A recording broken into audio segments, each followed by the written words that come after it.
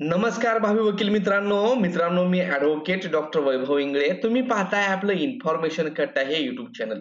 मित्रांनो, LB3 year cap round 3 साठी उद्यापासून म्हणजेच 24 ऑगस्ट 2025 पासून नवीन कॉलेज ऑप्शन फिलिंग सुरू होणार आहे आणि हे कॉलेज ऑप्शन कशा प्रकारे फिल करायचंय याचा व्हिडिओ तुम्हाला उद्या भेटून जाईल. परंतु हे कॉलेज ऑप्शन फिल करण्या अगोदर आपल्या चॉईसची कॉलेज लिस्ट आपल्याला बनवून घेणं आवश्यक आहे. मग आता ही लिस्ट बनवत असताना कुठल्या गोष्टीची काळजी घ्यायची आहे, तुम्हाला मार्क्स किती आहेत आणि कशा प्रकारे कॉलेज चूज करायचे, कशा प्रकारे चॉईस द्यायचं याविषयीची माहिती आपण या व्हिडिओमध्ये घेणार आहोत. मित्रांनो, व्हिडिओ सुरू करण्यापूर्वी तुम्ही जर चॅनलला नवीन असाल तर चॅनलला सबस्क्राईब करा, आपल्या टेलिग्राम आणि व्हॉट्सअप ग्रुपला जॉईन करायला विसरू नका. असेच नवीन माहितीपूर्ण अपडेट तुम्हाला मिळत राहतात. तर आता सुरू करूयात व्हिडिओ.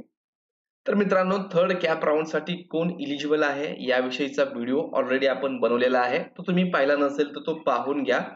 तर मित्रांनो, इथं आल्यानंतर तुम्हाला सर्वात अगोदर कॉलेज लिस्ट हा ऑप्शन दिसेल आणि इथं अप्रूव्ड कॉलेजेस हा ऑप्शन तुम्हाला दिसेल. तर हे जे दोन ऑप्शन आहेत, इन्स्टिट्यूट वाईज अलॉटमेंट लिस्ट चे कॅन्डिडेट अलॉटमेंट आणि कॉलेज लिस्ट, हे तुम्हाला मोबाईल मध्ये दिसणार नाहीये. तुम्हाला त्यासाठी लॅपटॉप किंवा पीसी वरती ट्राय करायचंय. तर अप्रूव्ड कॉलेजेस यावरती क्लिक करा. मित्रांनो, गेल्या वेळेस काय झालं होतं, म्हणजेच कॅप राउंड फर्स्ट आणि सेकंड वेळेस बऱ्याचशा विद्यार्थ्यांना मार्क्स जास्त होते, परंतु त्यांनी काय केलं की एक किंवा दोनच कॉलेज चूज करून सोडून दिलं. जास्त कॉलेज ऑप्शन नाही टाकल्यामुळे त्यांना 90, 92, 95 पर्सेंटाईल मार्क्स असून देखील त्यांना ऍडमिशन हे भेटलेलं नाहीये.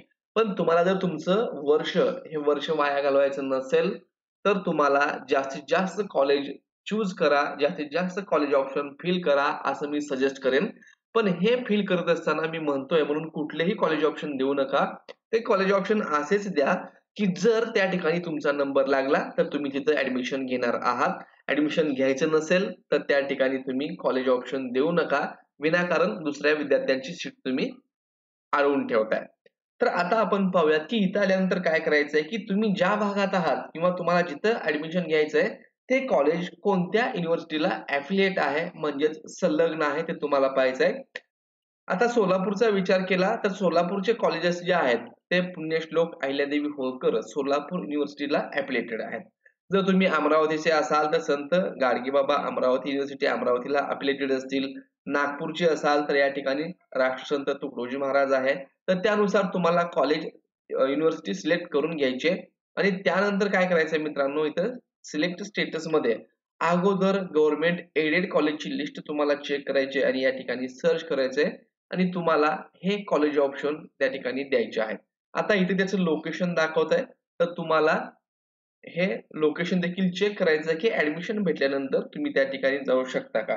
जर तुमची महाराष्ट्रामध्ये कुठेही एज्युकेशन घेण्याची तयारी असेल तर तुम्हाला ऍडमिशन भेटण्याचे चान्सेस जास्त आहेत, कारण तुम्ही मॅक्झिमम कॉलेज ऑप्शन देणार आहात. तर आता गव्हर्नमेंट एडेडचा फायदा काय असतो की या ठिकाणी तुम्हाला फीज जी असते, ऍडमिशन फी अतिशय कमी असते. नसेल तर प्रायव्हेट आणि गव्हर्नमेंट याच्या डिग्रीमध्ये काही फरक नसतो. कुठलीही डिग्री तुम्हाला लॉ साठी चालणार आहे. मग अगोदर काय करा की ज्या ज्या तुम्ही ठिकाणी ऍडमिशन घेऊ इच्छिणार आहात, सोलापूर झालं, समजा तुम्ही पुण्यामध्ये जाऊन देखील एज्युकेशन घेणार आहात तर पुणे सिलेक्ट करा. इथे गव्हर्नमेंट एडेड आणि सर्च करा. सर्च केल्यानंतर काय होईल की या ठिकाणी तुम्हाला गव्हर्नमेंट कॉलेज दिसून येतील. पण आता हे तुम्ही लिस्ट मध्ये ठेवा. पण जर तुम्हाला मार्क्स कमी असतील तर तुम्हाला गव्हर्नमेंट अनएडेड हे देखील कॉलेज, अनएडेड मायनॉरिटी, तुम्ही मायनॉरिटीचे असाल तर अनएडेड मायनॉरिटी, एडेड मायनॉरिटी हे ऑप्शन चेक करा आणि ज्यांना पैसे खर्च करायची तयारी आहे त्यांनी अनएडेड कॉलेजवरती सिलेक्ट करून सर्च या बटनावरती तुम्हाला क्लिक करायचं आहे. आता इथे याची लिस्ट ही आलेली आहे. तर अशा ठिकाणी ज्यांना मार्क्स कमी आहेत त्या विद्यार्थ्यांना अनएडेड कॉलेजमध्ये ऍडमिशन भेटण्याचे चान्सेस हे जास्त असतात. फीज मात्र थोडीशी जास्त असते. आता ही झाली पहिली स्टेप. याच्यानुसार तुम्ही कॉलेज सिलेक्ट करून घ्या. जितके जास्त होतील तितके सिलेक्ट करून घ्या. दुसरं आहे चेक वॅकन्सी ऑब्लिक अलॉटमेंट. आता तुम्ही जिथं ऍडमिशन घेणार आहात तिथं तुमच्या कॅटेगरीला किंवा ओपन कॅटेगरीला जागा आहेत का ते तुम्हाला चेक करायचंय. तर यासाठी करंट वॅकन्सी रिपोर्ट हे तुम्हाला सिलेक्ट करायचंय आणि तुम्हाला ज्या कॉलेजमध्ये ऍडमिशन घ्यायचंय तिथं युनिव्हर्सिटी सिलेक्ट करा. आता मी या ठिकाणी सावित्रीबाई फुले पुणे युनिव्हर्सिटी सिलेक्ट करतोय. त्यानंतर या ठिकाणी ILS लॉ कॉलेज आणि शो वॅकन्सी यावरती मी क्लिक केल्यानंतर किती वॅकन्सी सीट आहेत सध्या तर ओपन जनरल साठी 6 आहेत, फिमेल साठी 1 आहे. अदर दॅन महाराष्ट्र स्टेट 6 आणि NRI 8. थर्ड कॅप राऊंड मध्ये या सीट खूप इम्पॉर्टंट आहेत. जिथं या NRI च्या सीट्स आहेत हे नॉन रेसिडेन्शियल इंडियन साठी असतात. जर ते कॅन्डिडेट नाही आले तर या सीट्स ओपन कॅटेगरी मध्ये कन्वर्ट होतात आणि याच्यावरती मग ओपन कॅटेगरीचे SC ST जे कोणी असतील ते सर्व इथं क्लेम करू शकतात. आता EWS कॅटेगरीला या ठिकाणी कुठलीही सीट नाहीये, परंतु तुम्ही तरी देखील ऑप्शन फॉर्म देऊ शकता. मार्क्स जास्त असतील तर ओपनची मेरिट तुम्ही तोडली तर तुम्हाला ओपन मधून देखील ऍडमिशन भेटू शकतं. तर अशा प्रकारे तुम्हाला हे करंट वॅकन्सी रिपोर्ट चेक करायचंय. तुम्हाला जर कास्ट मधूनच ऍडमिशन घ्यायचं असेल तर ज्या ठिकाणी तुमच्या कॅटेगरीला जागा आहेत ते कॉलेज तुम्ही चूज करा. ही झाली दुसरी गोष्ट. आणि तिसरी आणि सर्वात महत्वाचं जे आहे ते म्हणजे पाठीमागच्या वर्षाची कॉलेज वाईज कट ऑफ तुम्हाला चेक करायचे. आता ही वेबसाईट आहे, याच्यावरती 2024-25 तुम्हाला इथे दिसत असेल. 2024-25 मध्ये थर्ड कॅप राऊंडला कोणत्या युनिव्हर्सिटीमध्ये कुठल्या कॉलेजला किती कट ऑफ भेटलेली आहे याची माहिती तुम्हाला याच्यामध्ये भेटून जाईल. तर याची लिंक मी तुम्हाला डिस्क्रिप्शन बॉक्स मध्ये दिलेली आहे. तर आता इथे तुम्हाला राऊंड फर्स्ट, सेकंड, थर्ड आहे त्यापैकी थर्ड राऊंड सिलेक्ट करून घ्यायचंय.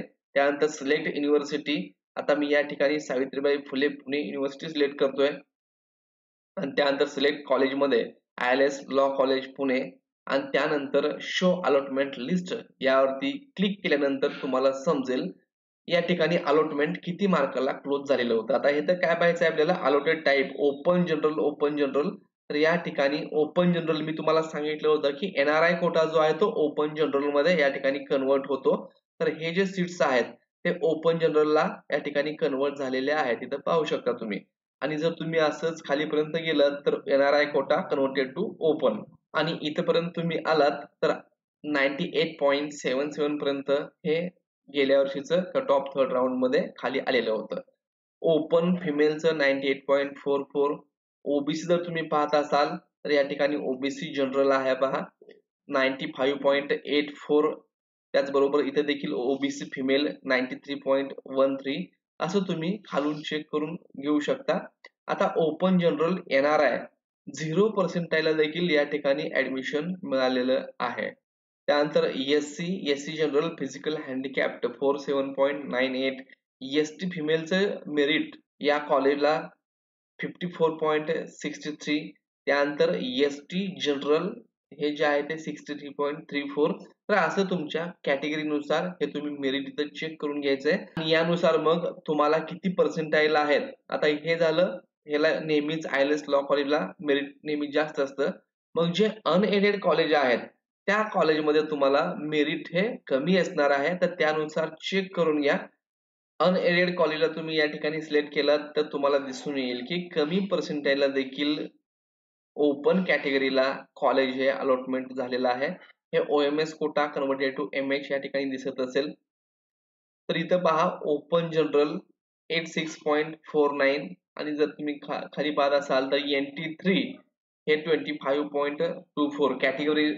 कॅटेगरी वाईज तुमचं मेरिट हे प्रत्येक कॉलेजमध्ये कमी जास्त असू शकतं. ज्या कॉलेजमध्ये तुमच्या कॅटेगरीला लास्ट इयरला कट ऑफ कमी होता असे कॉलेज तुम्ही चॉईस देऊन घेऊ शकता.